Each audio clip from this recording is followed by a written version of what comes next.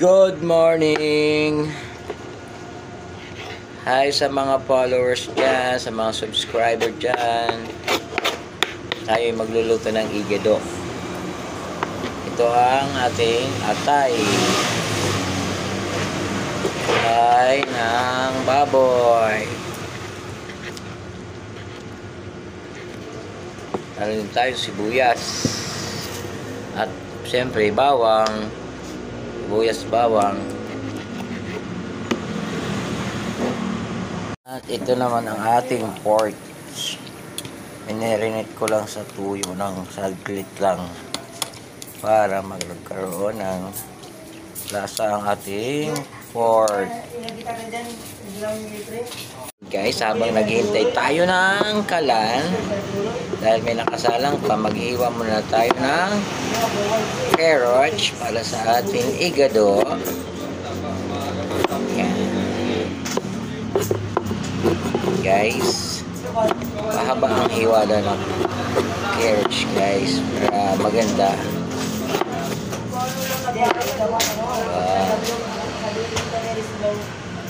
Carrots.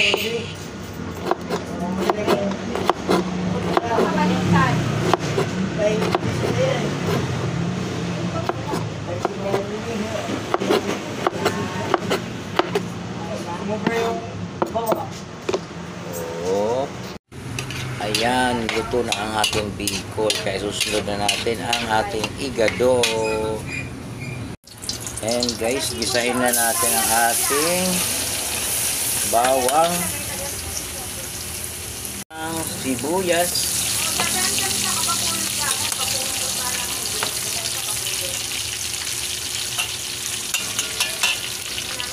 lagyan natin ang ating minarinate na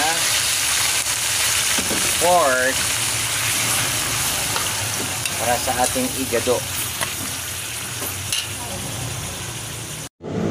Panghihintay natin ang ating minarinate ng kotsa na igado. Hiwain muna natin yung sili, yung ating bell pepper,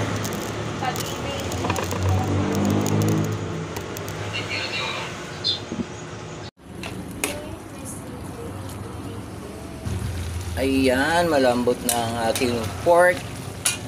Lagyan na natin ang atay. Lagyan na natin ang ating liver para sa ating igado.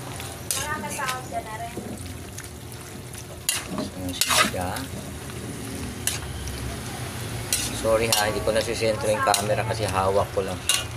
Tapos lagyan na natin siya ng stock, pinagbabaran. Tapos papakuloyin ulit natin siya. At ayun na, malambot na ang ating igado. Lagay natin ng suka. Yan, suka siya guys. Tapos lagyan natin ang sili, red pepper, pampabango at pampalasi yan guys, red pepper. At lagyan din natin ang carrots. Yan. Carrots. Ang ating igado. Okay, takpan ulit natin. Lagyan natin ang patatas. Ang igado kung may patatas. Masarap kasi pag may patatas eh. Siling green.